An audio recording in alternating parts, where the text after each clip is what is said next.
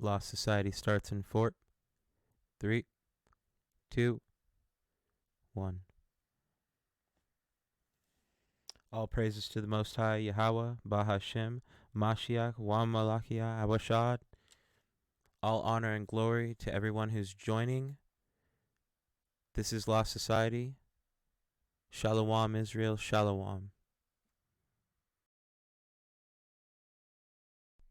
Okay, welcome everybody. That was my intro. This is episode 1. The channel is called Lost Society. And just a quick introduction on what this channel is actually about. I wanted to base a platform around the understanding and recognition of nationalities and certain tribes around the world, and specifically the lost tribes of Israel. There has been a lot of controversy in the land of Israel for quite some time, and as a young man, I have never been able to grasp my mind around the conflict until, the last, 2 to 3 years. I've started to really understand what the big picture is starting to look like. And it's scary. And it's beautiful on the other hand, because there is what I like to call, and what is called, the Great Awakening that's happening. And I can feel it within my spirit. I know the Most High Yah is guiding me to put out my voice to other young people that are not in the truth yet, that are not in the Great Awakening, not in the spirit of Yah that's encompassing us with the Great Awakening.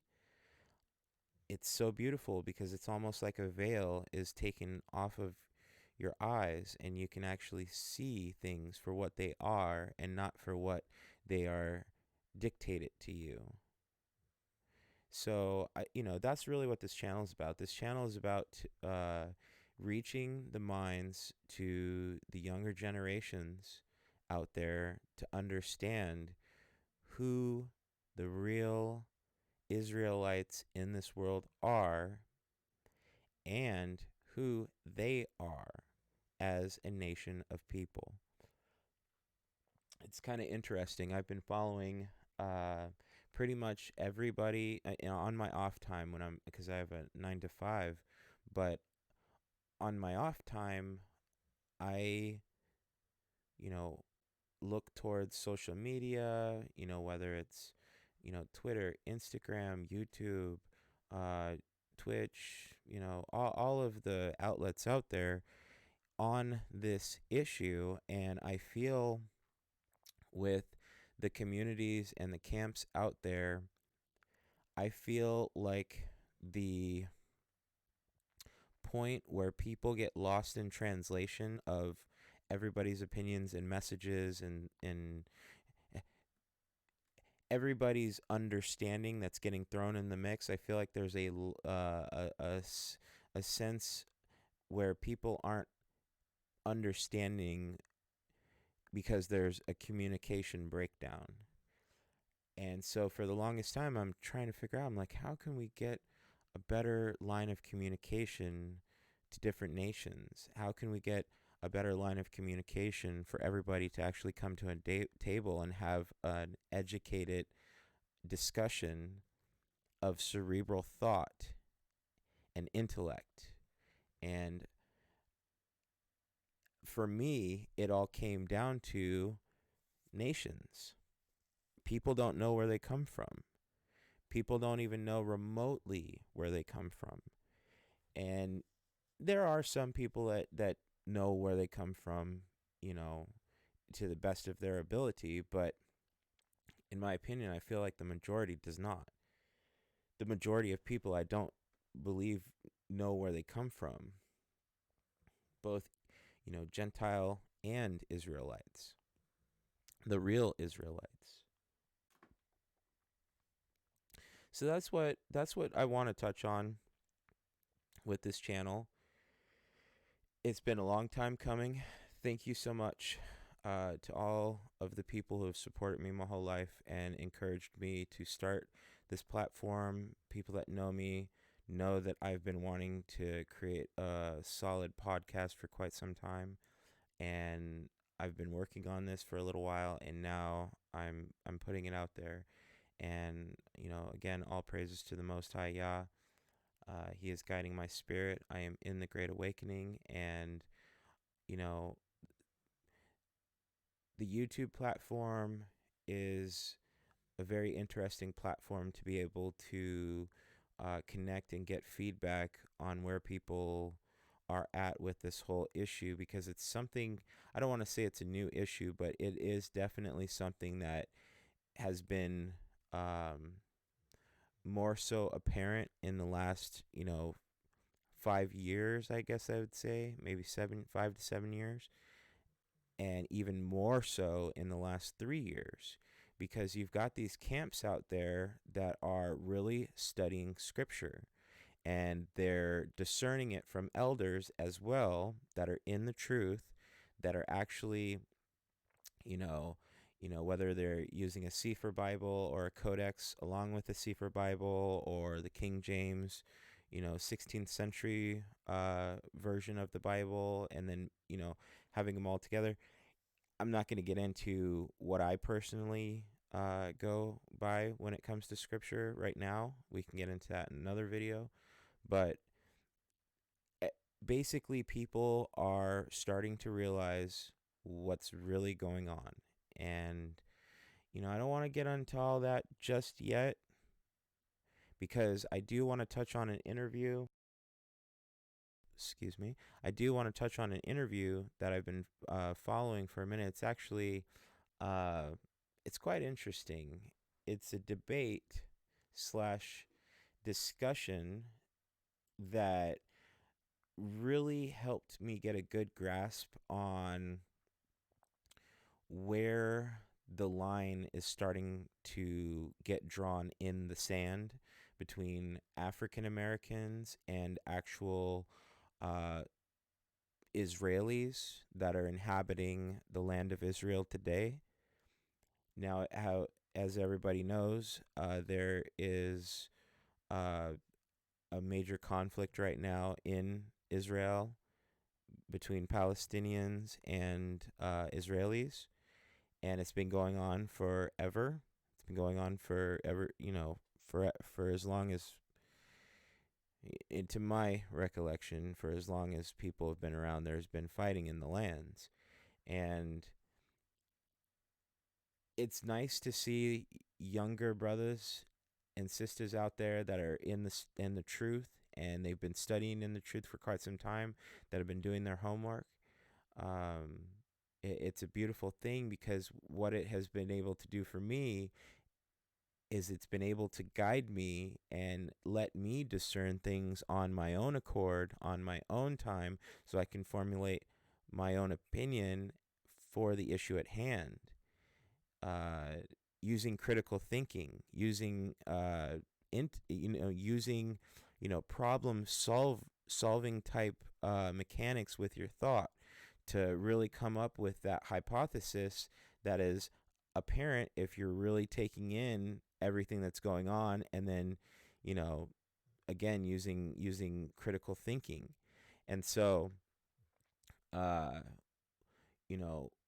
okay, so one brother that I really like to hear from, because he is quite educated, he's got good points of reference on a lot of what he says. The man's name is Ronald Dalton Jr., I believe. And so he was on a show that I like to follow as well, hosted by Michael Israel. It's called Spiritual Combat. If anybody's heard of it, you know what I'm talking about. So there was a debate uh, by Rabbi Harry Rosenberg and Ronald Dalton. And it's a 3-part debate slash conversation slash discussion. And in my opinion, Rabbi Harry Rosenberg, who lives in Israel,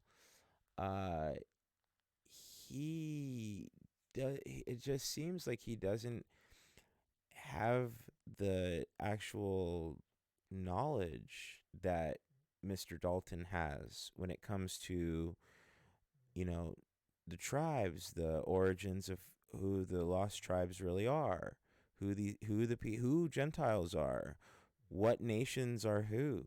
I mean, this is the kind of stuff that really should be shown in colleges all across the United States, because I feel like the African American uh, is amongst the lost tribes.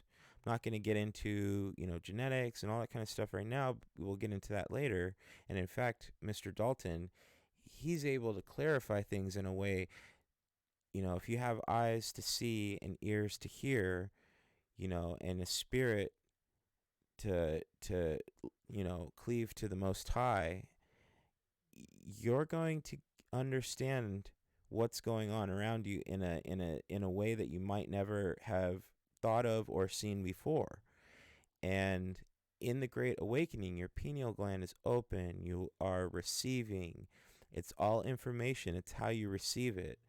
And it's something that I feel is so powerful that it needs to be shared with other young people that might be 1 foot in, 1 foot out when it comes to the Great Awakening. They know that something's going on. They can't quite pinpoint it, and they can't quite discern it until they actually meet other people that have been in the truth for quite some time, that have been studying scripture, that have been, discerning things on a critical level of thought. And it's so important for young minds to understand what's really going on in this reactive world. So, without further ado, I'm actually going to play a part of this. I'm going to do a sound bit on this interview. I will have the source of the interview in my description, so you can actually just click and watch the interview. Definitely like and subscribe to Spiritual Combat and Ronald Dalton. And by the way, he is the author of Hebrews to Negroes. Um, yeah, so he's written a series of books, Hebrews to Negroes on the Spiritual Combat Show with Michael Israel. Yeah, so it's pretty interesting. You guys should definitely follow these guys and check out what they're all about. Mr. Dalton has really been able to clarify a lot of things for myself. Um, he's like a human encyclopedia. It's quite interesting and fascinating to hear the man talk.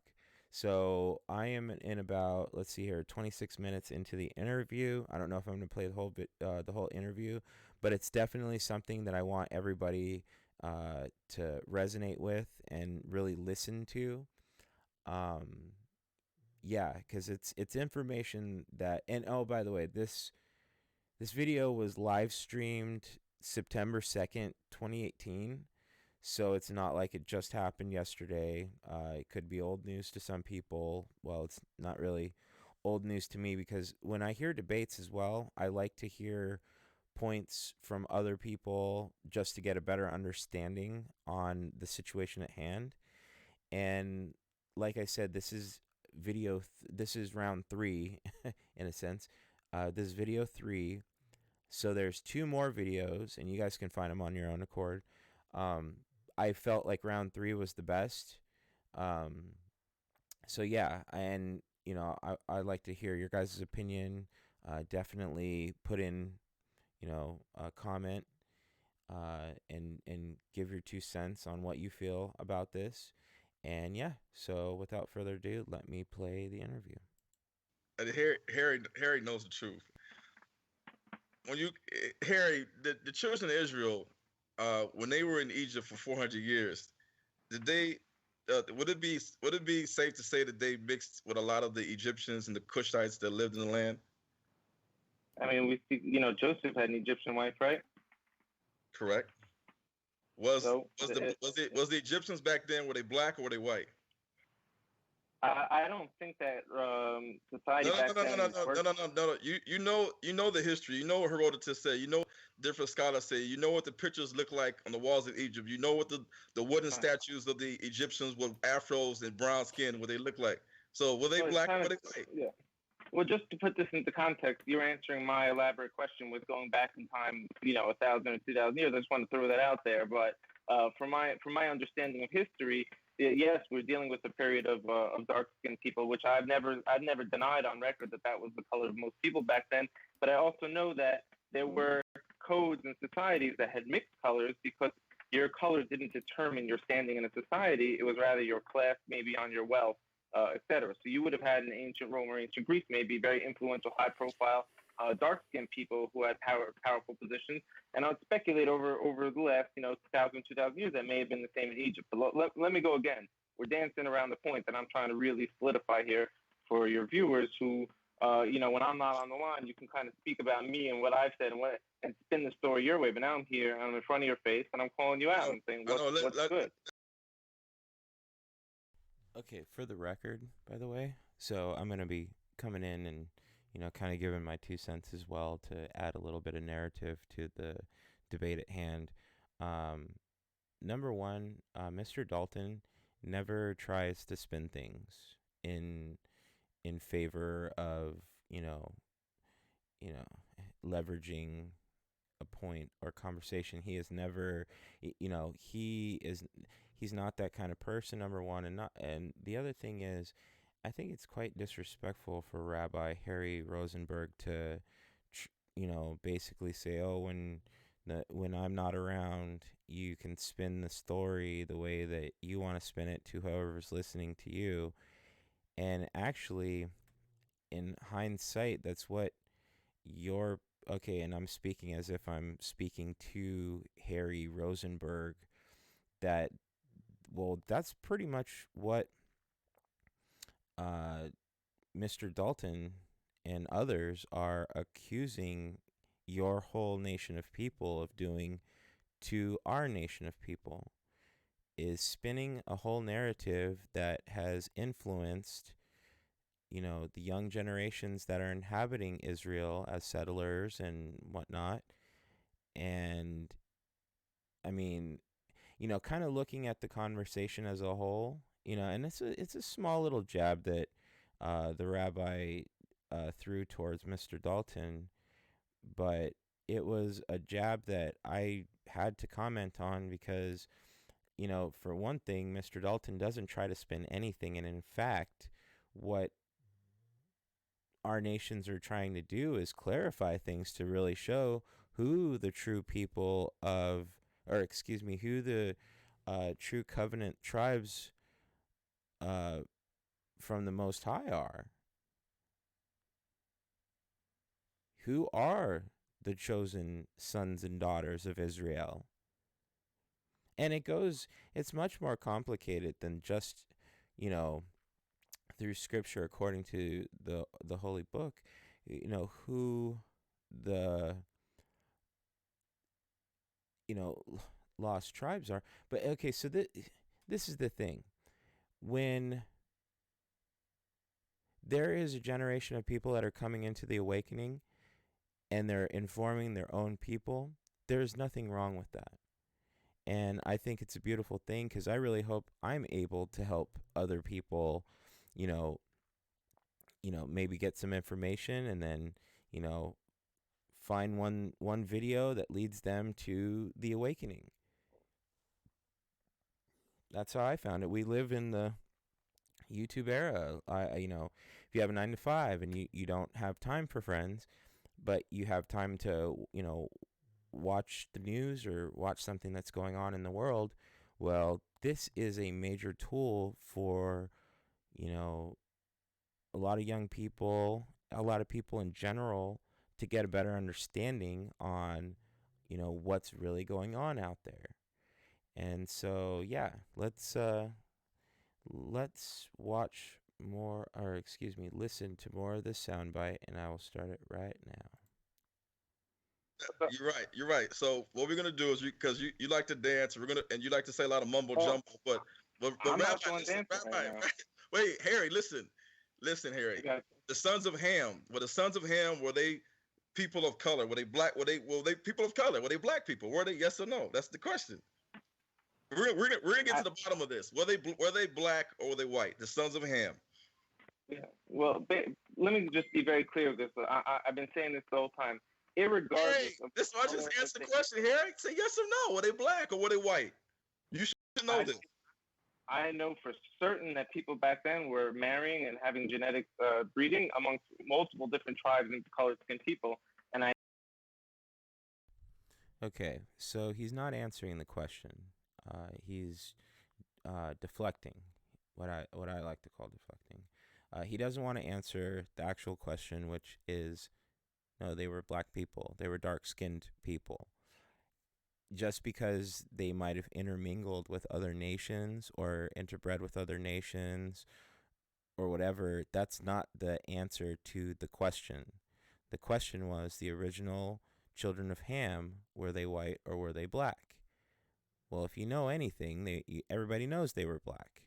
So I'm just confused why he is, as Mr. Dalton likes to say, dancing around the point at hand that he's trying to make. He just kind of called him out just a second ago, saying, "Oh, you like to spin narratives when I'm not around, but I'm here now, so what's up?" And then he asks him a plain question, and he dances around that, and we're not even. I mean, we're 28 minutes into the interview, but Rosenberg just got on, and we're not even we're not even 4 minutes into the interview, or into the discussion slash debate, and he's already dancing around a simple question. So that kind of just gives you an idea of how this discussion is going to go. So let's go back to the soundbite. know for certain that color had nothing to do with the formation of You just said, Harry. You just said that. You just said that, Harry. You're repeating yourself. What color were the Cushites? You're not hearing me. The Cushite Nubians, the sons of Ham. What color were the Cushite Nubians? I'll tell you like this. In my world of scholarly debate, when you ask me a question, you would have to say what point you're going to try to prove. Okay, I'm gonna show you my point. I'm gonna show you my point. Okay, so then he kind of throws out the education card, which he's trying to put himself on a higher plane than Mr. Dalton, which, well, I'm not going to get into that. Anybody who knows anything, they kind of know what's behind that, but I'm not gonna go there right now. But I mean, he's the one that's kind of dancing around a question, and then I think he realized it because he's not stupid. Mr. Dalton's about to make a point, and he's building up to a point, but he can't even answer a question. So that's what I think is kind of interesting. But let's hear the rest of this. So basically, I'm gonna prove to you from the time before the Exodus to after the Exodus, before the Israelites had a king with King Saul, before they had King David, before they had King Solomon, that the Hebrew Israelites in those days were people of color. They were not the Ashkenazi Sephardic Jews. Therefore, I don't care what you say about the XLR from 900 AD. If you could trace your lineage back to King Solomon, King David, then you're basically saying something that's impossible, because the people back in those days, around 1000 BC, around 900 BC, they had just literally not within 500 years got out of Egypt and were running around the wilderness. Then they went to the land of Canaan. In the land of Canaan, they were mixing around with the Canaanites. They were mixing around. Well, they already had Egyptian blood in them. They already had Cushite blood with them with Moses and Zipporah. And then you add another component. You have Cushite, Egyptian, and then Canaanite. In the book of Judges, chapter 3, it talks about the children of Israel and how all the people started mixing with the Canaanites. But then this is the thing. Now you go to the time of King Solomon, King David, before you even had any sieges from Babylon or Assyria. But you're saying that you still can date back your lineage going back to King David, King Solomon, 1,000% with 1,000% certainty. And if I ask you, were the sons of Ham black or white? You know that they were black. You know that the Canaanites were black. You know the Egyptians were black. You know that the Cushites were black. So the Hebrew Israelites came out of Egypt, and before they even had King Saul, they were already black from mixing with the sons of Ham for almost 1,000 years. And then you're gonna tell me that during the Assyrian and Babylonian siege, that the children of Israel all of a sudden turned to what looks like you, a Sephardic Jew. A Sephardic Jew with red hair and a red beard, and you're saying around 600 BC, which is about 300 years after King David, King Solomon, it all of a sudden changed from black to white. Where did that happen? Where did that happen, Harry? Because you just basically said that from 900 AD on is where you have written records. Wow, that that's profound right there. This is a really good point that Mr. Dalton is actually making. He is actually directly challenging Harry Rosenberg's claim to the lineage that he is cleaving to, especially in the state of Israel and his people. And it's true. I mean, the man has red beard, white skin. He's clearly not African or African American or anything like that. I believe he's from Brooklyn. I don't think he came up in the faith. He apparently has rabbis in his family or something like that, and it's quite interesting to see people like Rosenberg and these Post Malones out there that are, getting information from camps and from the tribes, but they're putting their own spin on it. They're doing whatever they feel they have the need to do to um, execute plans of deception, in my opinion, because I mean, you listen to individuals like Ronald Dalton, and I mean, he's making some profound claims, but he's also putting a lot of history behind it, things that you can cross reference, things that you can actually, go to Wikipedia or go to Google or, go to those countries and seek out the information yourself if you have the means to do it. At least he's putting that at least he's putting that out there for me to explore myself, as a young individual, as a young person. That's what I really would like. And, that's just throwing that out there. So let's get back to the soundbite.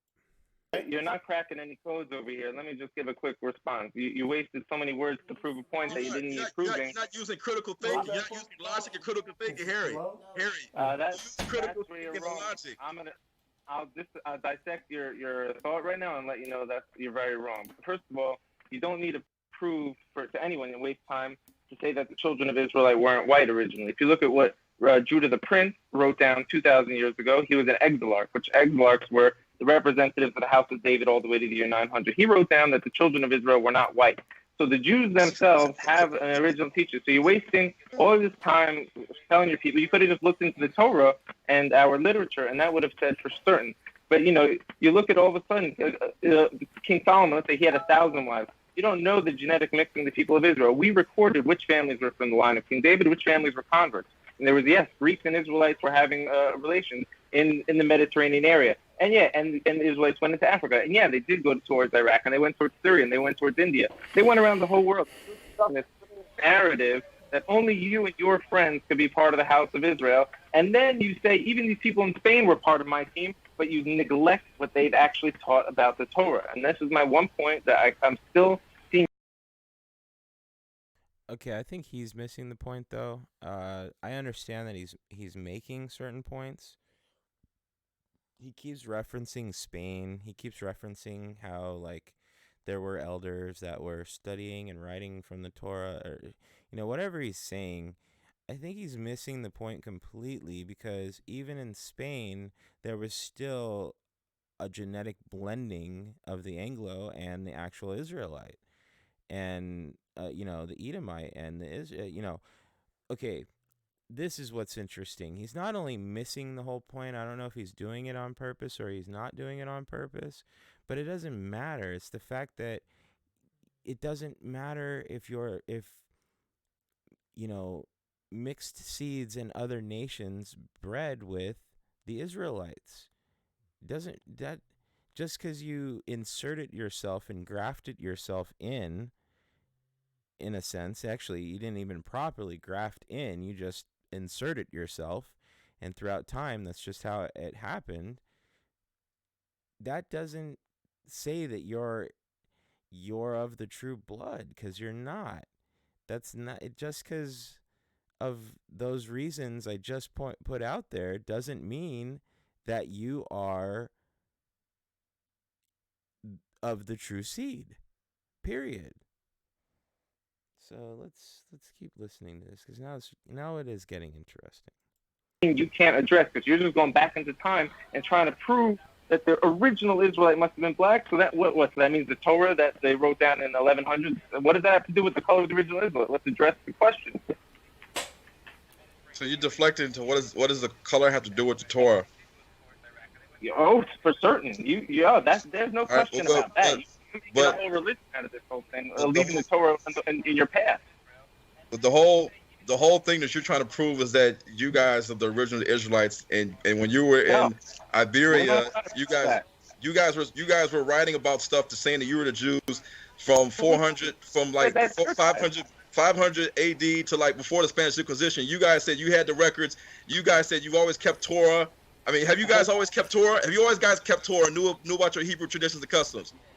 There has not been one year or 1 week that a Shabbat has not been kept since the destruction of the temple without fail. There hasn't been. Wait, the first temple or the second temple? I would say the first temple. When Ezra and Nehemiah came back from Babylon. So basically, you're saying you haven't missed a Shabbat since the first temple that was erected during the time, like basically around 900 BC. So you're going back almost 3,000 years. So wait. So if you haven't missed not one Shabbat, and of course if you haven't missed Shabbat, that means you've always followed Torah and you've always had the language of Hebrew. Why is it that before the creation of the state of Israel, that the majority of people living in the Pale settlements in southern Russia, in Kazakhstan, Kyrgyzstan, or Turkmenistan, or Kyrgyzstan, Eastern Europe, whatever you want to call it, between Caucasian, why did those people come out speaking the Germanic, Slavic, and Turkish language? And it wasn't until they went to Hebrew school and they infused modern Hebrew into their original ancestral language that you come up with the form of the language called Yiddish. Most Ashkenazi Jews that are 80 years old, before they even had 1948, the state of Israel, I asked them, what was your language before you learned Hebrew? They said, oh, well, we were a Turkish, Slavic, Germanic people. I said, where did Yiddish come from? Everybody that is old enough to be in the Holocaust, they said, oh, we went to Hebrew school. We had to go to Hebrew school to learn this. We didn't know this. This was our ancestry from Central Asia. And so you guys infuse a language. You guys didn't just keep the Hebrew language from the first Shabbat back in the first temple and kept speaking Hebrew all the way until today. You guys had an ancestral origin, which is from Japhet, and you guys merged Hebrew with your Turkish, Slavic, Germanic, Central Asian, Eastern European language, and came up with Yiddish. You know Yiddish is not real Hebrew. But now, wait a minute. You know this. I mean, you know this. You know this. All right. You cannot say that you're the original people of the book because you don't even know how to write and read Paleo Hebrew. That's what they were writing. Oh wow. Okay, as everybody can witness, he's really got him on the ropes, and he's had him on the ropes since round one. But he's really getting into it with him on this, because he is directly challenging by lack of knowledge on Harry Rosenberg's part. He's directly challenging history that Mr. Dalton claims that Rosenberg's people and his nation has put in historical recorded events in history, and it is quite interesting. I mean, any young person should be paying attention to this argument, because now Rosenberg is just a small element to the problem. But just because he's one individual doesn't mean that there's a whole line of individuals that think just like him.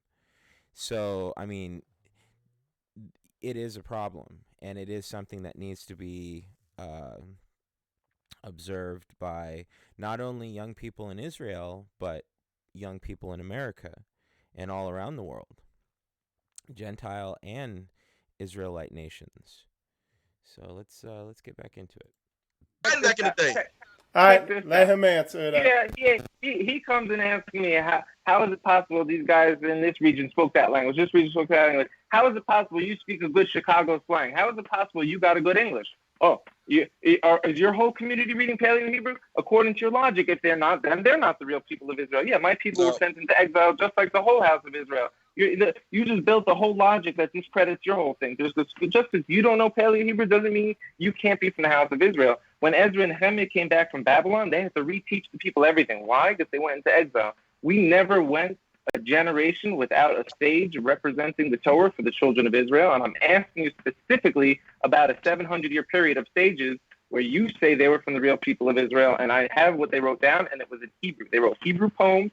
They spoke Hebrew amongst each other. And when they didn't want to converse in the Holy Tongue, they spoke Ladino in Spain. Not Yiddish. They spoke Ladino. But these people had a unified. Ladino is a Romance language. You know that. You know what the Romance like. You know what the Romance language is come from. Just like you speak English, bro. You're in the exile. You learn the language of your exile. English is a Germanic language, so it's a come from a different family. Okay, so the Romance language is also tied into Latin as well. So you guys speak Ladino, or whether it's Yiddish, it's still not Hebrew. No, you guys are not speaking ancient Hebrew. We're speaking the language of our exile land, and that theme is across the whole entire globe, including yourself, who is speaking English right now. Wait a minute. The Arab. Remember, in the Bible, it says that the children of Israel will lose their heritage. Now, look at the Arabs. The Arabic language existed since 500, 600 AD. People today still speak Arabic. They have one religion, Islam. They speak Arabic, one language. You guys claim to not miss not one Shabbat since the first temple. But you guys still don't know how to read and write Paleo Hebrew. Well, tell me what happened. What happened, Harry Roseman? What happened? Tell me. You could ask Ezra and Nehemiah, because I'm sure this was already the same time they started writing the Asherite. Ezra and Nehemiah, I can't ask them because they're dead. They're dead. They've been dead. So how am I supposed to ask them? So why can't you tell me the answer since you followed every Shabbat since the first temple? Why you don't know how to speak and read Paleo Hebrew? That's what they was reading back then. They weren't reading this modern Hebrew, block Hebrew that we call today Hebrew. All right, let him answer real quick, Avram. Your answer. Let me go back. I'm going to be very blunt right now. Let me go back to the basic things. Did you or did you not say that the Iberian Judeans prior to the 1400s were the real Judeans? Did you or did you not say that on Instagram many times? The black Jews. The black Jews, yes, okay. The black Jews. Okay. That's all I want to know. These individuals who you say were really your ancestors from the real Judeans, they were the advisors.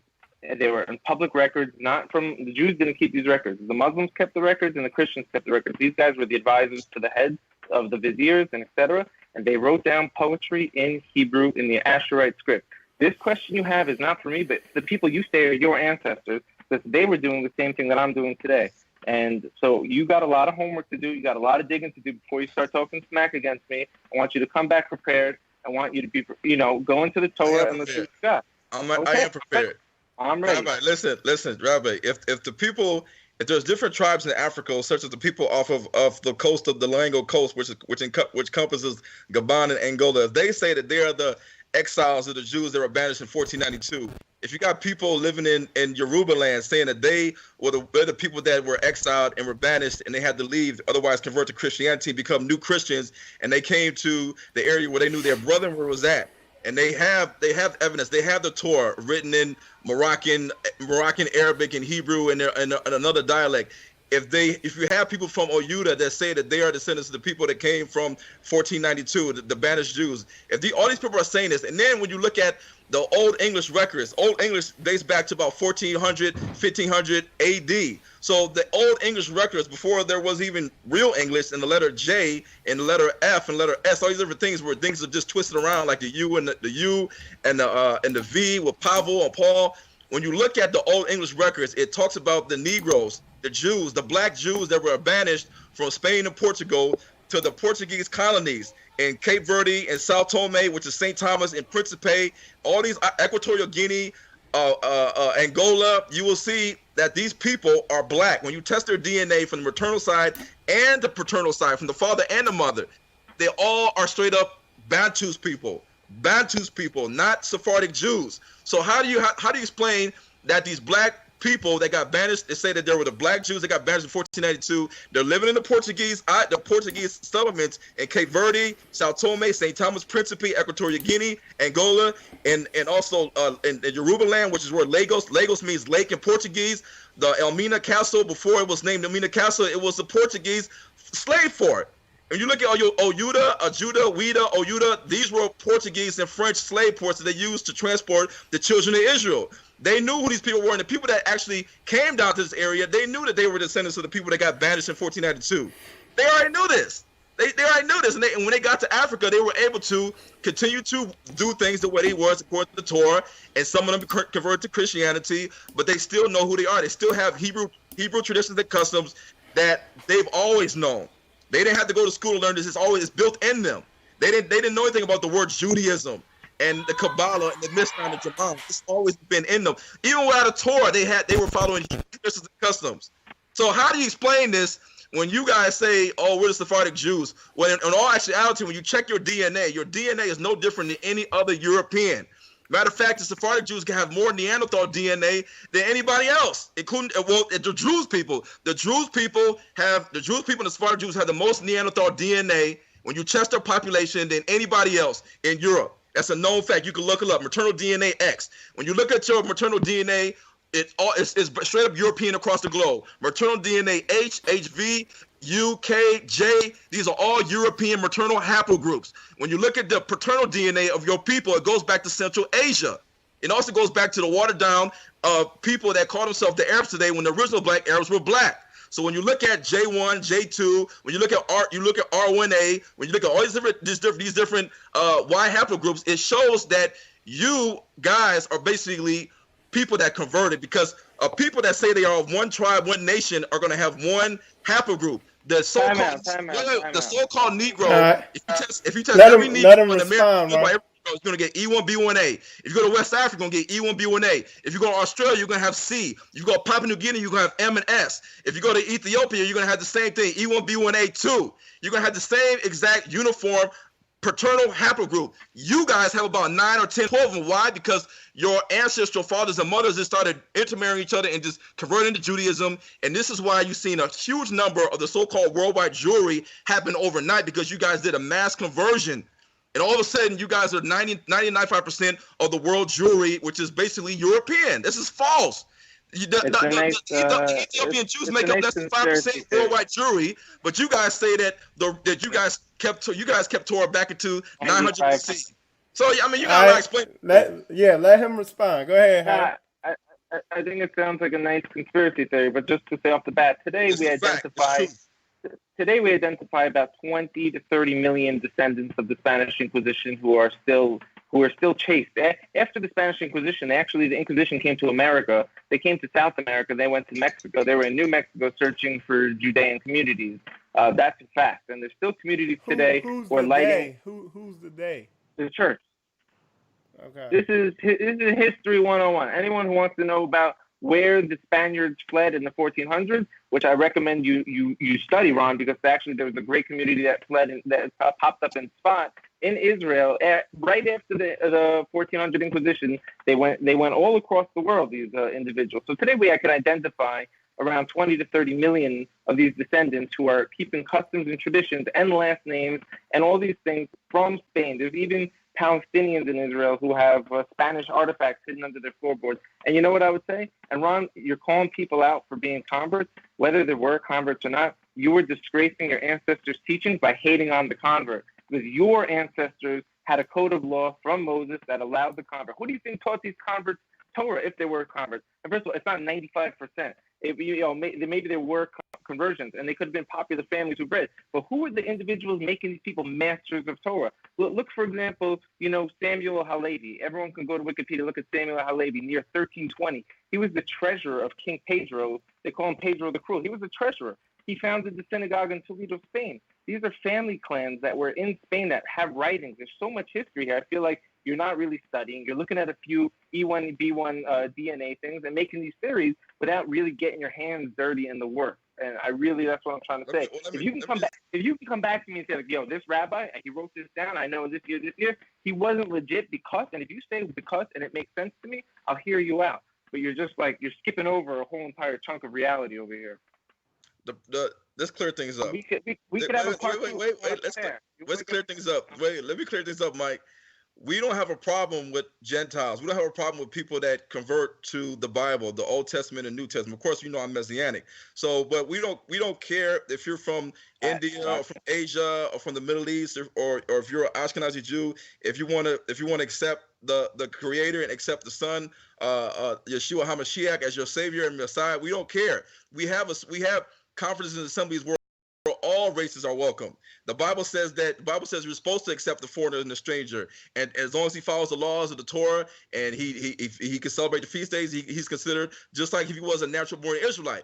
But the one thing that has to be clear is that we have to teach who are the real Israelites, who are the true biblical descendants of the Israelites through bloodline, not conversion, because we know that a lot of people converted to Judaism. A lot of people converted to Judaism, even the Edomites.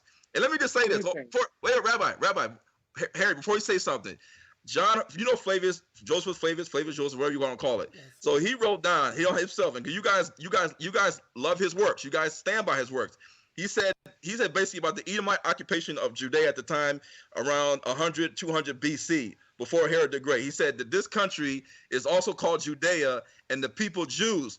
And this name is given also to as many as embrace their religion, Judaism, though of other nations. But then upon what foundation so good a governor as Hyrcanus took upon himself to compel these Idumeans or Edomites either to become Jews or to leave their country, because the Nabataeans and the Arabs below them was causing them trouble. And it said that, I suppose, because they had long ago been driven out from the land of Eden and had seized upon and possessed the land of the tribe of Simeon and the southern part of the tribe of Judah, which was a particular inheritance of the worshipers of the true God without idolatry. So it's a known fact that the Edomites came into Judea. The Greeks Hellenized Judea. The Greeks were up in there too. They converted to Judaism. You had pagan Greeks. You had Greeks that just loved Judaism and they wanted to stick to the laws of the Most High and the God of Israel, just like the Babylonians tried to do when they came in and they had the ark, and then all these plagues started hitting them. They had to give it back. The same thing happened with the Edomites, the Greeks, and the Romans. All you guys basically converted to basically Judaism, and took upon yourself to believe that you are the descendants of the real Jews. So that when the second temple fell, then you guys fought back. You guys fought back to keep the second temple from falling, but eventually you had to be banished. Where did you get banished to? You fell back into North Africa. Some of you guys did, and some of you guys went into Europe. Some of you guys went into Central Asia. And this is how else would Judaism be transformed? How else would Judaism get to the king of Khazaria? How else would his whole kingdom convert to becoming Jews? Attila the Hun and a lot of different Catholic priests, monks, and the Catholic Church and the Vikings and the people who lived in Russia before all of this happened, they admitted that you guys converted to Judaism. And when you look at the Sephardic Jews claim to be the oldest Jews, and we was there on the first temple, second temple, whatever you want to call it. But it's interesting that even though the Hebrew Israelites have so much Hamitic blood in them, from mixing with the Canaanites for over 1,000 years, from mixing with the Cushites, with Moses and Zipporah, from mixing with the Egyptians, the Ashkenazi Sephardic Jews do not have a trace of Hamitic blood from your mother or from your father that we can find, period. And that's a problem, because that means that we can't trace your DNA and your migration back to Northeast Africa or Israel. Your DNA is basically traced, like I said, to Europe and Central Asia from where you came from. So you're a Gentile. You got to accept that, but that doesn't mean that we can't follow the Torah. We can't worship the Messiah and the Savior and New Testament, Old Testament, even though y'all don't do that. But I'm just saying we have to be clear on when we teach the real history of the bloodline, children of Israel, because we know at the end of the day, Gog and Magog is not going to regather the tribes. The children of Israel, Judah is going to regather the tribes, not Gog and Magog.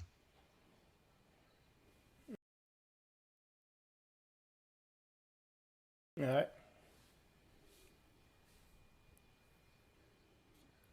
We can't. Hey, Harry, we can't hear you. He needs some milk. I guess he's giving up. I don't know. No, he got to fix his mic or something. But go ahead, keep talking. Yeah, so I mean, the big problem is they don't want to never address history and critical thinking and logic. You can't say that King Solomon was boxwood. What color is boxwood? Is it green? What color is it? Was you can't say Adam and all these different colors. There's no people on the planet Earth that's walking around that are the same color as Clifford the Red Dog or the Kool-Aid Man. There's not red people walking around the planet Earth. If you want to say that Adam or Ruddy means red. And so the problem is they fail to remember that they know that the sons of Ham were black people. They repeat. I mean, you can go to Africa and see this. I mean, all the idolatry worship, all the ancient historical evidence, all the traditions and customs, all the language points to the fact there's people in Africa today that are descendants of the ancient Egyptians, descendants of the Nubian Cushites, descendants of the Canaanites, descendants of the Libyan Putites over in North Africa, like with the Tuareg people and the Fulani people and Dogon people. But yet the Ashkenazi Jews, supposedly, if they're real Jews that mixed with the Egyptians and the Canaanites and the Cushites for so many years, you would think that they would have some of this genetic evidence in their bloodline, but they do not. And if they trace themselves back to the first temple, then they should still be able to read and write Paleo-Hebrew. Yeah. Hey, if they kept every Shabbat, then why did they start speaking a Germanic, Slavic, Turkish language? Okay, so that was a lot. For everybody that's still listening, that was a lot. Mr. Dalton just went in hard, as you already know. He went in there, guns blazing. He went in there. He touched on a lot of subjects and a lot of issues, and he made some really good points.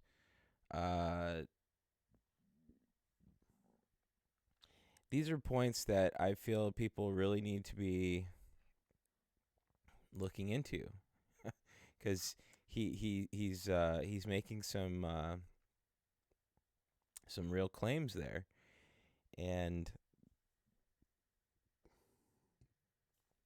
as a critical thinker myself, this is stuff that you can't ignore. He's directly challenging Rabbi Harry Rosenberg's stance on his claim and his lineage, and the origins of where his people actually come from. Because so Mr. Dalton is basically saying your numbers aren't adding up, sir. You're claiming this, that, and the other, but the numbers relative to time just aren't adding up. Somewhere along the line, something is awry. So, hey, Harry, check if you got a Windows computer. Check that the mic. Oh wait, I heard you a little bit. Hear me now? There you go. Okay. Okay, and my ear things are low battery. Listen, I just want to say, quickly, he's talking about like if I want to be a Gentile, I could join his religion, But like, listen, the whole Stockholm syndrome thing. The people of Spain, they were stretched across spikes and torches so they could worship to the cross in this Latin doctrine called the New Testament. So that's where I draw the line. I'm not interested in, we suffered for thousands of years to the sword of Christianity. So we're not about to be like, all right, actually we're into this whole thing. So we're going to draw the line there. But the way I look at it is religion shouldn't even have to do with this. If you think there's evil in the world, like these war machines and these, conspiracies with the money, I'm down with you on some of these conspiracies. We as humans should be conspiring together of how to take what conspiracies about the money? Well, who controls the money of this world? Who controls the money of this world? Who controls the mass media? Who controls the money? You already said this in New Jersey. Hey.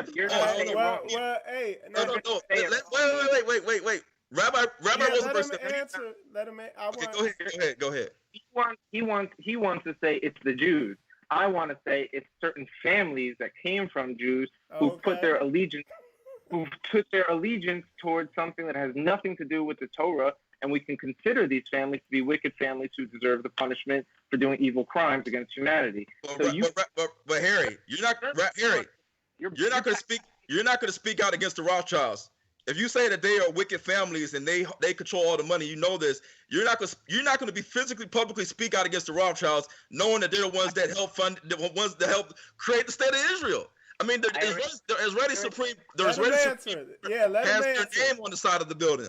Let him So you're not going to call out people you say are wicked, evil families. They're your brothers. Come on now, Harry. Come on, please, Harry. You know who the ones that control the money, Harry. You know this. But then in New Jersey, you denied it. Go to YouTube and go to Rabbi Rosenberg Exposes the Illuminati, and you will see that you just viewed a few minutes. Okay, so basically, Mr. Dalton is calling out the rabbi for basically, the Rothschilds. Great example. The deal of the matter with the Rothschilds is the fact that they are of the same nation, the rabbi and the Rothschilds. For him to speak out against the Rothschilds, he's speaking out against his own nation, but he's also denying the fact that, they are the ones that control the money. He's denying the fact that, if they're the ones controlling the cars, you are of the same house. I mean, that kind of, you guys are the same. So this is stuff that needs to be paid attention. People need to pay attention to this. It's of wrongness because I actually have called them out, and I'm no shame in my game. Who started the Illuminati? Who was he? Adam Weishaupt. I mean, you're talking about a transition when it went from Freemasonic fraternity. What was his name? Who started the Illuminati? If you want to say who you think started, you could let me know.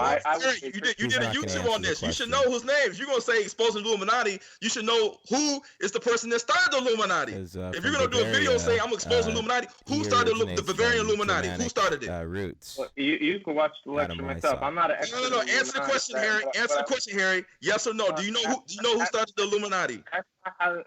No, I personally don't know. Adam Weishaupt started the Bavarian Illuminati, and the Bavaria is in Germany. Is the Rothschilds are the Rothschilds of German descent? Yes or no? It would seem that way.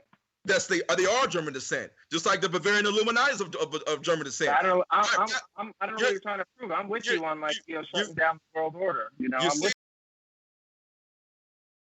Okay, so what he's trying to prove is the fact that you guys are of the same lineage. And not only that, it's so interesting that he doesn't see the point that Mr. Dalton is trying to prove. Who controls the money? You're saying you know all these things, but you really don't know, Harry. Just admit it. You don't know the truth. You're getting the truth from us. We know the truth. We're the real Hebrew Israelites. We're the ones that's being given revelation of what's happening in the last days and what we need to do as people. And we know our role and position in the world today in terms of the Bible. We all know, Harry. You already know this, Harry. You got that. Yeah, see, that's a real deal too. He's really just driving the stake for the kill at this point, because he's now saying that actually no. You guys are getting the real gist of the matter from us, and whether you want to admit it or not, for the ones that are in your camp that are smart knows this to be true, and what's even worse is the ones that are in your camp that are the elders, they know this to be true, and they're not going to tell you, and they're hoping and praying to whatever gods they pray to, or whatever God they think they pray to, or whatever. They are hoping and praying that the young ones don't realize what's really going on, because they're not going to say anything. You've probably got some rabbis from like the 30s, 40s, 50s that knew who the real chosen people are, because I know the elites around the world do. I mean, they're throwing out the name Illuminati.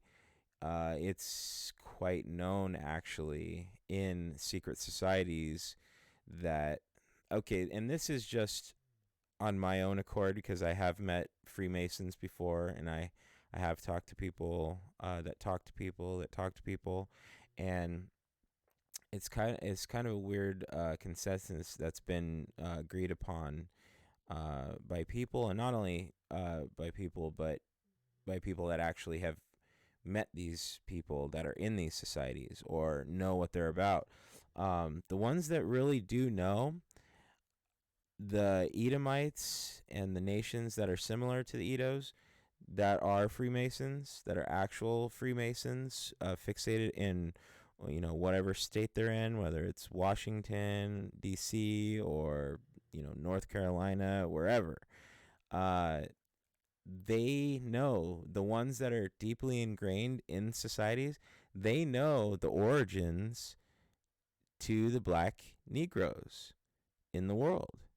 They know who they actually are, and I'll go you one further. They know that they know they don't know. Excuse me, did I say that right? They know that we don't know who we are. They know that. They know that to be true. The Jews look at us like liquid money. As soon as money comes into the black community, it's just like water in the hands. It's instantly gone. It never stays in the hands, just like how money never stays in black communities. Uh, they know what's going on, and they've known what's going on since before the transatlantic slave trade. The ones that really know, that have that intellect and that knowledge. I believe that the factions now, Mr. Dalton is calling out the zeitgeists, the Zionist movement, because that's really what he's touching on. The Zionists are well ingrained with secret societies that are governing our states and our world. What's even more interesting is that they know where our origins come from. They know that we're the chosen people. And I think that there's two factions within the elite and the secret societies, where you've got one that, and I'm going off on around the bend on this one, but I believe that there are a group that know that we are the chosen people, and they're so crazy. They build this stuff like CERN. They are trying to. They're literally trying to combat the Most High. They feel that maybe technology can, get them through, and that they can challenge the Most High's ways. And I mean, just look at CERN. CERN is not, and that's a whole discussion in itself. But that is not some accidental construct that we've created just because we're trying to smash particles together. No, that's not what it's about. Look at the rituals the idolatry and the rituals that are, incorporated with CERN. They've got the statue of Shiva in their courtyard. There was a supposed sacrifice that happened in their courtyard, or some sort of mock sacrifice that happened in their courtyard. That's a governmental facility. What are they doing, even if it wasn't a real sacrifice? What were they doing mock sacrifices on the grounds for? A druidic style of ceremony that depicted a sacrifice.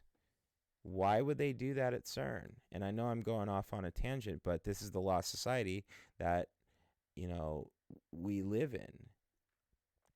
And in fact, while we go into the rest of this interview, which is now a bloodbath, Mr. Dalton is really putting mitts to this guy.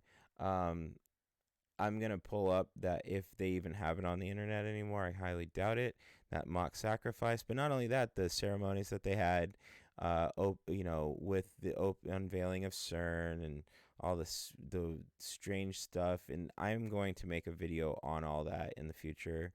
I remember in my younger days, I don't know what, this was like 4 or 5 years ago, I guess now. When I loved being, loved going on Imgur, I actually had an account where I posted all about conspiracy theory stuff, and I actually had a post where I talked in depthly about CERN, and I really wish I still had all that stuff today. I was so worried I deleted it all. I was like, oh my god, people are following me and this, that, and the other. But yeah, I really wish I had that stuff today because, I mean, it's no accident. That I believe that there, with the Zionist movement and other individual factions of secret societies that govern whatever part of the you know corner of the pie that they're governing. You know, I believe that they are directly challenging God. Or, excuse me, I believe that they're directly challenging the Most High, and yeah, because they know the origins of where we come from. Some of them, the elders do. That knowledge that they speak of. Uh, Definitely, check out, Albert A. Pike if you know his inverted works. Adam Weishaupt, uh, Annie Besant. The list goes on. God, what was the other one's name? She was another influential voice. The name will come to me later, but yeah, I mean these and this is and these individuals like Albert A. Pike. He was rumored to cause the Civil War between the North and the South, to incite race riots, and we still have it today. The Ku Klux Klan. He was the one that created the Ku Klux Klan, I believe, and this is stuff that the youngsters need to know. Young impressionable minds. Well, if they're young and impressionable, don't count them for being stupid.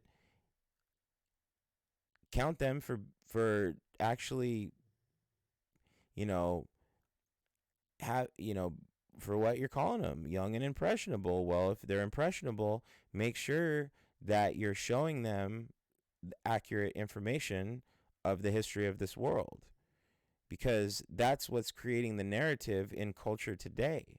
That's what's creating the lost society. And the lost societies that are unspoken of, and I allocate this towards the 12 tribes, you know, they don't want people to know who the actual real 12 tribes are. They want to grease it up. They want to, the whole thing of World War II. That's a part of the Great Deception. Because not only does Edom, the nation of Edomites, they'll eat each other like snakes, and it's quite interesting to see. Esau, I've always hated you. It's something quite interesting to see, because they constructed World War II, and kind of did the whole sacrificial lamb type deal with these people, and said, okay, you're gonna take one for the team on this, so people are convinced that the atrocities that you're going through proves that you are the chosen people. They had to stage World War II in order for the Great Deception, at least one section of the Great Deception, would take place. And the Great Deception, not necessarily the covering up, because that's going to get uncovered uh, throughout time. And I'm talking about right now in the end times that we're in. But the Great Deception is actually more so how people have been lied to the whole time on who Yah's real chosen people are. The Great Deception is actually the fact that no, these are not Yah's chosen people. No, black people are not byproducts to be stepped on and to be forgotten about. And that's a huge deal. And that's the reason in the banner I've got, certain symbolism and symbolism going on with the sword. Esau is to be the sword. it's quite interesting to see, what's actually going on right now in our reactive world. And I urge all of the young people that are listening to this to do your due diligence and go out there and get that information and learn as much as you can about this topic at hand. This is what you should be talking about in college. This is what you should be organizing debates around. This is what you should be listening to, because this is the information that is at the forefront to our understanding of where we come from as people, as a nation. Now, am I feeling that unity is not a possibility? No, not necessarily. I don't believe that unity at this point in time is going to get us through, in a sense, because I feel like there's going to be bloodshed. I feel like people are going to go to war with each other, and I feel like it's unavoidable. Not to be so pessimistic, but I just feel that everything's going to come to a head, and the blood that's been spilt upon our people is not going to go unnoticed by the Most High Yah. There's been no reparations. There's been no redemption. There has been no acknowledgement to the pain and suffering our people have gone through. And we've got all these young kids today. I play, I like to consider myself a young man. I play video games on my off time when I can. And so I get to kind of see young culture on that side of the fence. And like the PewDiePie generation and all that kind of stuff,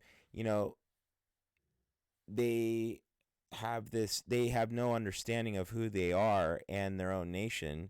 And I'm not going to go out there and try and educate Edomites, but I do feel that Edomites need to know who they are, especially the young ones that have no idea.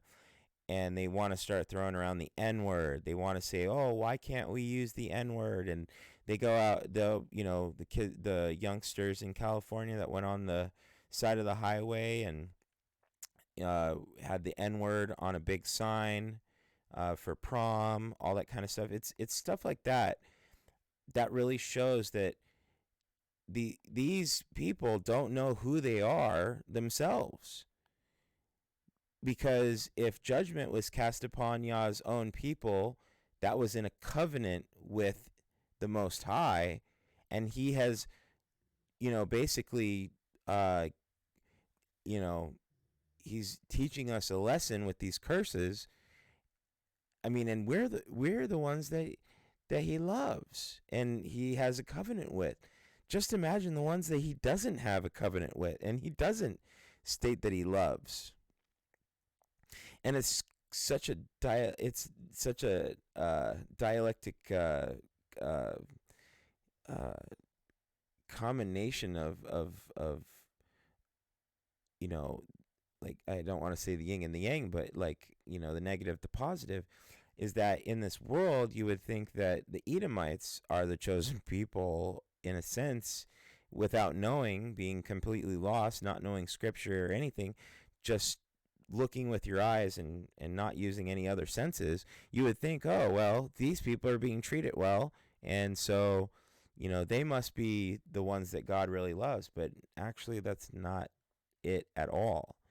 God is proving a point to his people, number one, and then he's going to deal with other nations, number two.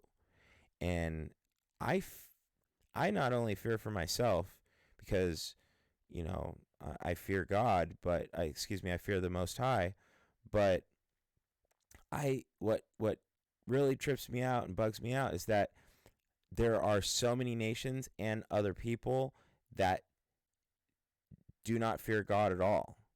I mean, we've got atheists, we've got, all kinds of strange things going on under the sun. And people are not afraid of the Most High Yah.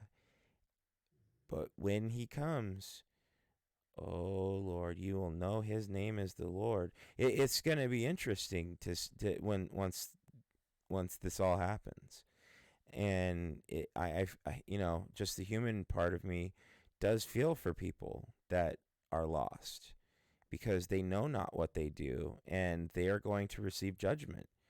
And that's a scary thing. I mean, even within my own family, I've lost connections and relationships with my own family members because of coming into this great awakening and into the truth. So if anybody relates to that kind of stuff, definitely, look into this issue. Now let's get into the rest of this interview, because I'm going to keep this video. Let's see. Okay, so we've got a little bit more time. We already know Gog and Magog is the ones in Ezekiel 36, 38. We know about the Battle of Armageddon. We know about the nations. If you are Gog and Magog, how can you be Gog and Magog and also be the children of Israel at the same time? It's impossible. When you say we know, you mean that you've, through your prophecy, that you have this Ruach HaKodesh, you've deciphered on your own as an individual, and now you are taking your people towards freedom. I understand you got your school of thought. I challenge it with an ancient school of thought that's passed down from generation to generation, and that's where we're going to leave it right now. Because you know what? Was Ashkenaz one of the sons of Gomer? Yes or no? Your question would bring was no relevance. Ashkenaz one of the sons of Gomer? Was it? Yes or no? Look at you're smiling like you got a good question. Because it's in the Bible. It's in the Table of Nations, Genesis chapter 10. You know the Torah better. You should know the Torah better than me. You're a rabbi. Bro, you're digging holes that make no sense. Rozenberg. Was Ashkenaz the son of Gomer? Was he an ancestor of Gomer? Yes or no? Yes or no? I'm gonna have patience. Torgamah, Ashkenaz. I'm gonna speak directly to him right now. Well, give me a second, because remember I told you before, when you have an educated debate, you have to ask a question and then you have to say what point you're trying to prove. If you're trying to prove that yes, Ashkenaz was a son of Gomer in the Torah, or now we call ourselves Ashkenaz Jews, we must be from Gomer. But every single Judean community in the entire exile called themselves after the host lands they found themselves in. So your logic is so not strong. Okay, let me ask this question. You guys frustrating, dealing with this stuff. Rabbi, you guys say you don't know why you use the name Ashkenaz. Okay, what is the word? Because we flourished in the Ashkenaz lands for 500 to 800 years. What does the word separate? What does the word separate mean? What does it mean? Well, this was you find it in the Torah when it speaks about the exile of Judah. Does it mean Spain? What does it mean? Don't tell me it means Spain. What does the word separate mean? What does it mean? You have an opportunity. If you'd like to prove a point, you could prove a point right now. If you are a Sephardic Jew, you don't know the origin of your name, Sephardic Jew. Harry, what does the word Sepharad mean? Come on, Harry. Come on, please. Harry, come on, Harry. I'm not a rabbi, Harry. You're a rabbi. You say you're a rabbi. What does the word Sepharad mean, Harry? Come on, tell us. You're saying you're a prophet. What I would say, I didn't say I was a prophet. I didn't say I was a prophet. Who said that? You got your Ruach HaKodesh. You got your divine instructions that you're giving over to your people. That's exactly what you said before. The way I want to have discussions with you now is because I saw how you treated me in the last discussion. You asked your questions, you try to smirk and smile, then you repost your 30 seconds on Instagram. So from now on, if you have a point to prove, you could say something, make a point, and I could answer back to you. But it's not going to work. You don't have the liberty to ask me questions like that anymore. You can make a point. What does Sefer mean? What does Sefer mean? I will tell you that it's a verse in Obadiah where it says the exile from the house of Judah was exiled as far as Sepharad. And so in the year 900 or 1000, when they declared themselves the official remnant of the Judeans was in Sepharad at that time. Anything more you want to say or prove a point, the court's yours. All right. Well, real quick. Okay, so pretty much Mr. Dalton was challenging Rozenberg to kind of speak out and say, well, what does the origins to your name mean? Or what does, it's quite interesting because even in the beginning of the interview, he doesn't ever answer the questions. Like, he dances around everything, and that's like a clear sign amongst all the camps that, because camps that know what they're doing and are studying from scripture and know what they're saying, they're going to ask direct questions. And if you don't give a direct answer, which is pretty much yes or no, then we know that you're deflecting. We know that you're trying to hide or to twist things. And that's what we're tired of. And even the nation of Esau, uh, hates the imposter. Well, excuse me. Even the nation of Esau is starting to, like a two-headed snake, is starting to, bite and nip at each other to see, and then they're gonna try and consume each other. And it's quite interesting to see it all unfold. Just like what I was saying, a little bit ago about World War II, they literally, said you're going to take one for the team and cut a limb off for a deception on our part. Is a deception on their part to convince the whole world that no, these are the people that the Bible speaks of, and that's the reason why everybody's bullying them.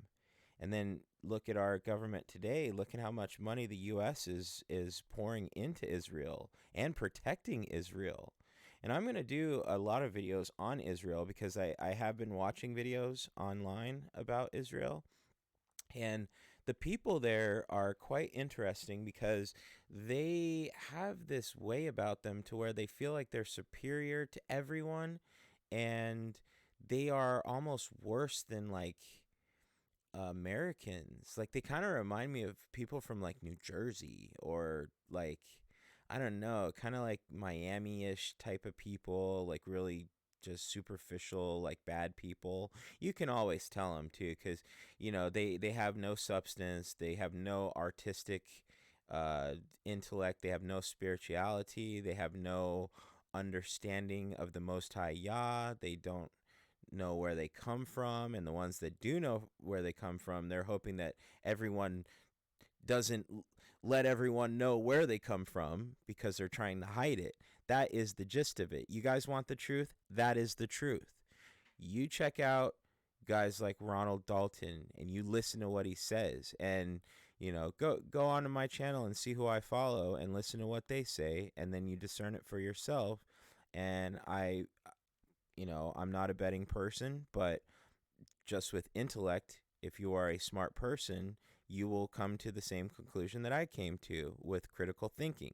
And that is the fact that there has been a great deception that's been going on. But the even greater deception that's going to happen and that's going to be unveiled to people is that, oh, we've had it wrong our whole lives. And we've been shitting and pissing on the Most High Yah's people the whole time. Oh my God. It's really interesting. You notice if you are a black man or a black woman in America, a so-called black man or a black woman in America, you notice when you talk to people, and I mean Edomites and other strange nations, you notice how they'll squint at you when they talk to you. They talk to you with pain in their eyes. They talk to you as if it's hurting them to even look at you. And there's a reason for that. There's a reason for that. And whatever, interesting reason I can allocate towards, what I'm trying to convey is that in my opinion, there is an overall narrative on a spiritual level that there is going to be pain because our people encompassed so much pain from all nations, even our own nation within Israel. And, it, the wisdom, people in America are very much afraid of the intelligent black man and the intelligent black woman.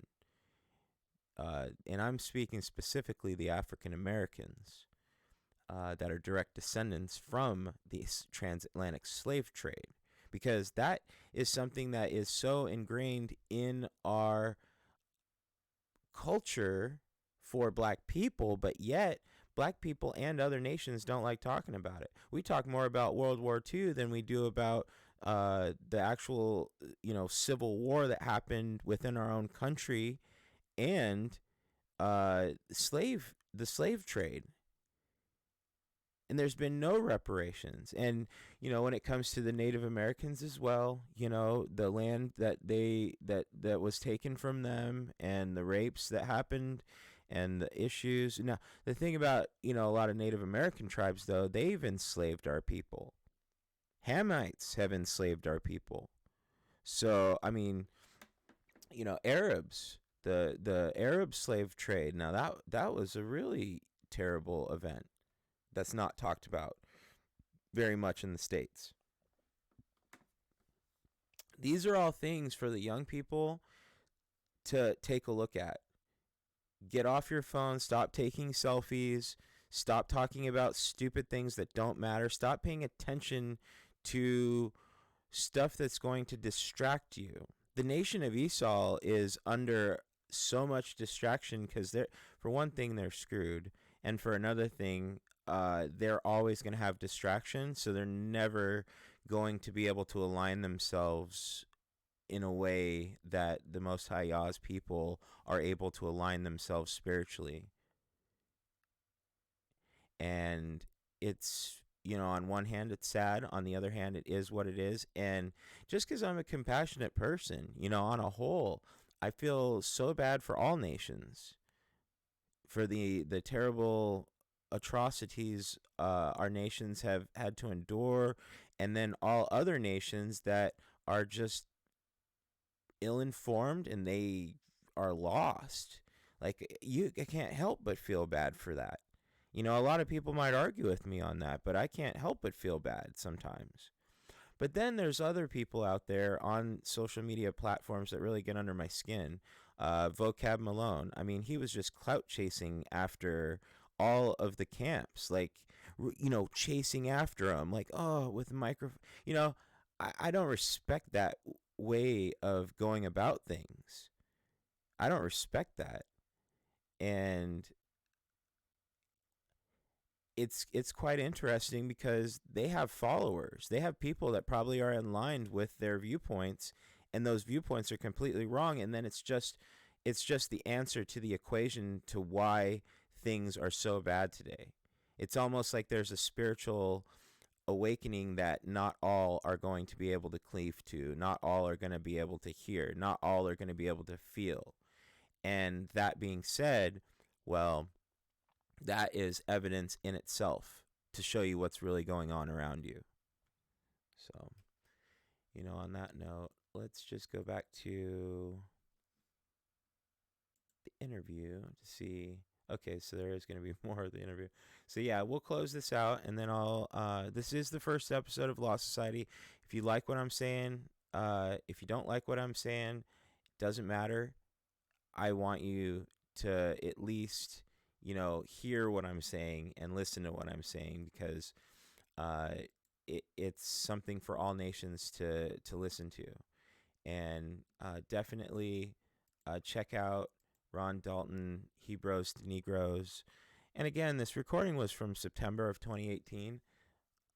And Mr. Dalton and Michael Israel, they've made some amazing strides within their own community on the platforms that are available to all of us.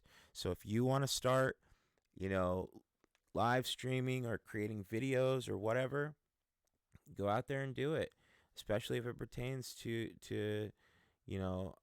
the word, and for the Hebrews out there, and for all of Israel out there, because we must utilize the tools that are around us. So with that, we're going to listen to the rest of the interview. One of the brothers asked a question about, he wanted me to ask you how to break down the word Jew or Jewish and where that came from. For sure. Harry. We see one of the first times it was used is in the book of Esther, where you speak about Mordecai in the book of Esther. He was said to be Ish Yemini, he was from Benjamin, but they refer to him as Yehudi, as from the Judean exile. So Yehudi would be someone who comes from the Judean exile. This is why when Nazi Germany, they called the Jews Jude or Judenrein after the term Yehud or Yehuda. So in Arabs today, they call Jews Yahud, after Yehuda. So Jew is just a breakdown of the German version of Jude after Yahud, which is anyone today who's a Jewish, when you ask them around on the street, we lose more Jews today to assimilation than we do to the Holocaust. So these people, most of the Jews today we call exile Jews. They don't know much about anything. But if they say to you, I think I'm from Judah, Benjamin, Levi, that's because we're the remnants of the Judean exile, as well as you may Okay. be. I'm not here to on. call you out and say you're not. Hold on one sec. All right, and I got a question of my own. Is with the Holocaust, and I mean, like a lot of times you hear people say that was the worst event that ever happened, but when you look in history, there were other events that happened, like King Leopold in the Congo and all the people he killed down there, and other events like that. And when you look at the curses in Deuteronomy, and then you look at the Jewish people as a nation, I know we brought this up a little bit earlier. It's like you don't see a correlation because, like we said, like in America, when you look at who controls a lot of the big businesses, is people of that Jewish nation. You know what I'm saying? Yeah, but those Jews are Freemasons now. They're not Jews. Yeah, but they've become Freemasons. They don't invite me to their show. Hold on. What I was saying is, and you got African American Freemasons too. Yeah, but they don't like control Google and exile. This is why when Nazi Germany they called the Jews Jude or Judenrein after the term Yehud or Yehuda. So in Arabs today they call Jews Yahud, after Yehuda. So Jew is just a breakdown of the German version of Jude after Yahud, which is anyone today who's a Jewish, when you ask them around on the street, we lose more Jews today to assimilation than we do to the Holocaust. So these people, most of the Jews today we call exile Jews. They don't know much about anything. But if they say to you, I think I'm from Judah, Benjamin, Levi, that's because we're the remnants of the Judean exile, as well as you may be. I'm not here to call you out. Okay, so he says we are remnants of the Judean exile. So, I mean, however you want to take that, I mean, he's clearly saying that he's not admitting that, they are the original people, I guess. I don't know. I guess I'm a little confused on that because I feel like he's going back and forth. At times he wants to, kind of admit, okay, I know that we're not the people, the original people, but at least we were the first people that, inhabited the land when, you guys were gone, or, we were able to blend in, we were able to kind of sneak by, whatever the case is. In a sense, he is clearly admitting that they are not the chosen people. And, I've seen a couple videos with Rosenberg where he admits to his own people that there is evidence, but it's just preposterous in itself that it's had to come to this and for this amount of time to have passed for younger people like myself to stumble upon this kind of information and put two and two together and do my due diligence to figure out what is really going on, to see, okay, I've got all these pieces to the puzzle. Now, what is the picture? And the picture is not pretty. It's not good. It's not good. But at the end of the day, it is good because the Most High Yah's people are the ones that are going to prosper, the ones that hold the commandments, the ones that act in good works, act in good faith, do what's right, hold true to the commandments, and love the Most High Yah. That's what it all comes down to. Without that, there's nothing but death. Well, hold on one sec. All right, and I got a question of my own. Is with the Holocaust, and I mean, like a lot of times you hear people say that was the worst event that ever happened, but when you look in history, there were other events that happened, like King Leopold in the Congo and all the people he killed down there, and other events like that. And when you look at the curses in Deuteronomy, and then you look at the Jewish people as a nation, I know we brought this up a little bit earlier. It's like you don't see a correlation because, like we said, like in America, when you look at who controls a lot of the big businesses, is people of that Jewish nation.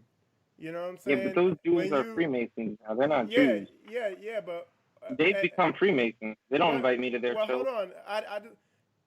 What I was Even though he saying would go is, if they did. And you got African American Freemasons too. yeah, but they don't like control Google and YouTube and all the everything, the media and the Hollywood and they say like 50% of the billionaires or almost 50% of billionaires are Jewish, or I guess you call them Zionists or whatever. Well, So yeah. and what you kind of I'm trying to understand what you said, because you said, well, those guys are Freemasons. So but I was identifying Well, them by what nation they were from. So that's what I was well, saying. well, this is the thing. They don't identify themselves that way Hey, though. Their hey, children Mike, don't marry Jews. They don't keep the Torah. Mike, because I got 8% left on my computer, and before it dies, I Okay. want to say this. I want to say this. The word Jew is not in the Torah. The word Jew actually, the amount of times it's in the Bible, you see it the most times in the Book of Esther. The Book of Esther wasn't found in the Dead Sea Scrolls. In the Book of Esther, you can't trace back the lineage of Mordecai to Benjamin, basically clear, cut, and accurate. You're gonna get like gaps of like 200, 300 years. So the Persian Jews live by the Book of Esther to justify that they're the Jews, basically. And the whole Purim is something that the Most High did not say. That he didn't say, oh, we got 3 feasts you need to follow. Oh, we're gonna add a fourth one named Purim. He didn't do that. But anyway, it's interesting that in 2003 that Israel had the second highest rate of skin cancer in the world. The skin cancer rates for Jewish people are higher if you were born in Israel than if you left Europe and came into Israel. What that means is that the people in Israel today are not the original people of that land. If you look at Egypt, Israel, Saudi Arabia, it's hot. It has the same heat index as in Nigeria. The people in Nigeria are black. The ancient Egyptians were black. The ancient children of Ishmael were black, brown-skinned people, because their mother was Hagar the Egyptian. So you look at the Levant people, you see the Canaanites dwelled in the land of Canaan before the Israelites did. And the Canaanites were the sons of Ham. And Ham means hot. Kam means hot. So basically, when you look at the people in that land, the people were people of color. The Ashkenazi Jews, Sephardic Jews, the reason why they're getting skin cancer is because the land is rejecting them, because they are not the original people. They come from an area where the sunlight is less, and this is a known fact that most of the Caucasian white people live up north in Europe. And so it's no surprise that the white Arabs that we see today came from the same part of Central Asia, Turkmenistan, Kazakhstan, Uzbekistan, all these areas, as any other person that's claiming to be Jewish or Christian or Arabic, because you just basically convert to whatever religion you want. And then you're gonna say, oh, we're Chaldeans, oh, we're Jews, oh, we're Arabic people. But in reality, Islam started with the black Arabs. Judaism, or the ancient Torah, started with the black Hebrew Israelites. The church Christianity that's just a bootleg of what Christ and the Hebrew Israelites already had, and they corrupted it with a lot of paganism in it. And so you have people today that are controlling the Catholic Church, the Islam with the Saudis, and also Talmudic Judaism, that are all basically light-skinned, white-skinned people that are not the original people of the land. They know this, but they cover up the history because they don't want you to know the truth. They don't want you to know the truth of where these people come from, and the real children of Israel are scattered to the 4 corners, and they lost their heritage. Even though they lost their heritage, they still are practicing the Hebrew traditions and customs as if they never lost it, but they don't know, because this is their way of life. And a lot of them still know how to understand and read Hebrew and ancient Hebrew. If you check out the Igbo's language, it has Hebrew in it and Egyptian in it. The same thing with the Awe tribe. When you go over to the Wolof Serer tribe, it's the same thing. You go to the Congolese people, the Bakongo is Hebrew in their language. You go to the Xhosas, it's Hebrew in their language. You go to Buganda people, it's Hebrew in language. You go to Kikuyu, it's Hebrew in language. And the highest clan calls himself the Haburu. So I mean, it's evident that the real Hebrews are black. This is a rabbi is living in a fantasy world. He's trying to hold on to the fact that he is the descendant of King Solomon, King David, when he's not. You're a convert. It's okay to be a convert in the Gentile. It's okay. But you got to follow Messiah, Yeshua HaMashiach. No, But we will accept you. We will accept you. We don't have no hate against you. You can come to the conference. You didn't come to the conference. You came to us when we were about to baptize. That, Harry, I mean, we love to have you on the show anytime you want to talk about these things. But at the end of the day, Harry, you're a rabbi, you're a teacher, but you don't really know what you're talking about, Harry. Now listen, if you wanted me to be a convert and join your man-made religion, I'm not interested in the in the Ruach The Hakodesh shit that it's you're not a bringing to man-made the religion we people. follow. We don't follow Yeah. man-made religion. Nah, The you're Tanakh is not looking a at man-made text that's religion. Latin and Greek and English. You're reading some English words. You're coming up with ideas, and you're making edicts for your people, and you're jumping right over the Torah. Listen, we could leave it there for now. I understand your computer's dead. I got humble respect for you guys as trying to arouse your community towards self-empowerment, which I think is great either way for the future of America. And look forward to the next dialogue. And listen, I'll say it again. If the world's in a crazy state, if you wake up your community and make them a proud, educated, a one nation together as one people, you could take the whole world by storm. And I'd be there to support it because I want a good freedom future for humanity. So God bless you guys, and let's do our homework, and we'll see you back at the battle. He needs some milk.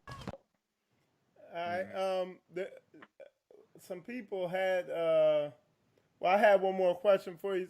I wanted you to clarify. You, Harry, you were saying basically. You were when I said the people who control Hollywood and everything like that. You were saying, well, they're Masons. So what did you mean by that? I mean, but aren't they of the same nation as you? No, because if you look at their grandchildren, they're not going to even be considered Jewish anymore. These aren't individuals who make sure their kids marry Jewish. They don't have Jewish weddings. They don't keep Jewish laws. They're not observing the Sabbath. So the people who control Hollywood today, likely their grandparents were religious, practicing people of the Torah, and these individuals have gone into a world of evil. They're not passing it on to their children. The children are not going to know or care. Their children have Christmas trees in their house for all I know. Okay. Well, there's no future of these families. It's called parade. They're cut off.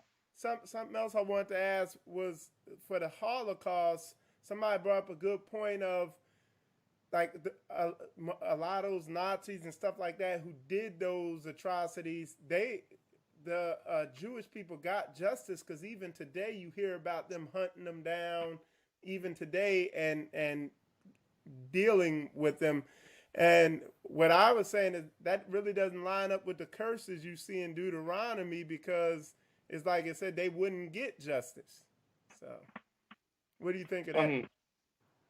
I mean, this is like you have to be a history buff. You have to look at the history of the Judean presence in Europe, even in the Arabic lands for the past 2,000 years. There was rapings and murders and pogroms literally every 50 to 70 years, where Jews were being tortured, raped, killed for literally 2,000 years. So for someone to say just like, hey, this is not like a peeing match of who suffered more, me or you, and then like we're the egos who gets to decide prophecy based on who wins this intellectual battle, who suffered more. Like we are. If you think you're from that, it wasn't that I was doing that. It just said the curses are a sign of who are the people of the book. That's one of the identifying marks. And the people that are the real Israelites are going to the curses. You can't build a third temple with a Levitical priesthood that ain't real Levites. That temple is a sham. So, but when you look at the Levitical, when you ask Harry Rosenberg, Harry, are there any black Levites or Cohenites? Yes or no? I would say there probably were. There probably were. Okay, so how come they didn't know who they were? But you guys say you knew who you were, and you guys say that, oh, we're from the tribe of Levi, we're from the Cohen, but the Ethiopian Jews were from the tribe of Dan. So who are the people that are black Levites today? If you say that there are some, who are they today? The black Levites, where are they at? There are white Levites and black Levites. Where are the black Levites at? Where are they at? Some of them are in Jerusalem, some of them are in Portugal, some of them are in... What black Levites are in Jerusalem? Which ones? Tell me, who? What black Negro-looking Israel Levites are in Jerusalem? Who? Yeah, they're out there. Who? The Ethiopian Jews are from Dan. So who are you talking about? The African Hebrew Israelites in Demona? You're welcome to come pray for me. Who are they, Harry? But yet you got people in Africa that have pictures of the breastplate of judgment. Walking around the breastplate of judgment. They got aprons and they got all types of things showing that they know about the 12 tribes of Israel. They carry on their chest the 12 stones arrayed in 4 rows. But you're saying they're in Jerusalem. You don't even know. You don't know who they are. Who are they? You said there are some. You're welcome to come pray with me without getting all worked up and emotional, excited about it. So I'll tell you one theory. I just want you to be honest. I want you to tell the truth. Yeah. Tell the truth. I'll throw out a theory over here right now that I think holds true. If I ask you the common, I know now I know you think the Book of Esther is a whole fake thing, which blows my mind that you can come up No, with this. I just said the word Jew is 74 times in the book of Esther. It's amazing that the word Jew has been inserted in the book of Esther 74 times, more time than any other book in the whole Tanakh. Well, And the word Jew is really a made up word. The letter J didn't even exist. No, you're wrong. Jewish, Jew, Judaism. Come on, man, please. Oh, you're wrong. You're very wrong. If you look at the chronological order when the book was written, it happened right after the split of the two kingdoms.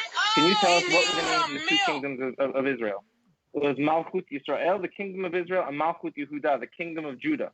So when Judah, the kingdom of Judah, which is all throughout the scriptures, that there was two entities, an entity called Israel and an entity called Judah. Literally, right after that split, this story of the Book of Esther happens, where we were referring to ourselves based on the kingdom of Judah. So the fact that you think that's out of place in the Tanakh, that's strange to me. It's just in the first place. Like I said, the Persian Jews, you check their maternal DNA, it's all white. Some milk. We're gonna go in circles over here. His laptop died. Listen, you guys are good men. There's some points that need addressing for your community, for clarity, so they could be educated consumers. And I've done my part. I planted enough seeds. I hope you guys could go to Wikipedia and Google the rest. All right. Well, I appreciate you popping on there. We'll have you on again, and it'll be more planned out. And but appreciate you coming on. And I think it was a good discussion. It was fruitful. A lot of stuff came out. Hold on one second, because a lot of people got questions in here. All right, I'll it's 5 a.m. in Israel right now. Oh, it is? Okay. He needs some milk. All right. Well, what we'll do, we're going to wrap it up for now. And like I said, I'll be in contact with you. Maybe we'll do it again. And but I appreciate you coming on. And so, shalom, Harry. So just the final note, just before we sign off. Go ahead. You asked me, about the Holocaust, and we're still hunting Nazis down and reparations and all that. I would love to see a day where a focus goes on to the transatlantic slave trade as much as it went into the Holocaust as far as museums and justice. So you have my vote to say that the playing field should be leveled over there, where we should recognize atrocities across the board. And if I become a billionaire one day, I'll help build a museum for you guys too. Okay. All right. So with that said, shalom, Harry. I'll talk to you later. And for y'all tuning in. All right. So that is going to be the end of the interview. Definitely check out the actual interview. And, it's pretty interesting. The rabbi says that he'll build us a museum. Rabbi, keep your museum. We don't need you to build a museum for us. We don't need anything from you. All we need from you is for you to start telling the truth. That's it. That's all we need. That's all we want. We want you to start telling the truth and quit speaking lies. And, just stop. You and all the Post Malones out there, you and all the people out there that think that they're doing their due diligence, but really they're misdirecting people, and they're not paying homage, and they're not recognizing who the chosen people are. It's really interesting. It's really interesting to see what's going on. Let's see here. So yeah, and I must say, I've got to say, all praises to these guys, Ronald Dalton Jr. and Michael Israel. Michael Israel did a great job with, kind of structuring the whole debate, and Ronald Dalton came through with the fire. It was amazing, and it shows good things amongst our people. And I just want to say thank you to everybody out there that's listening. It's my first video. It's episode 1. I want to start a podcast. I want to get a table together for all nations to sit down, so they understand where they come from. And yeah, so with that, all praises to the Most High Yah. Again, thank you very much for everybody that tuned in, and I'm going to end the show just like I started it. You guys have a good one. Lost Society starts in 4, 3, 2, 1. All praises to the Most High Yahweh, Bahashem, Mashiach, Wa Malachiah, Awashad. All honor and glory to everyone who's joining. This is Lost Society. Shalom, Israel. Shalom.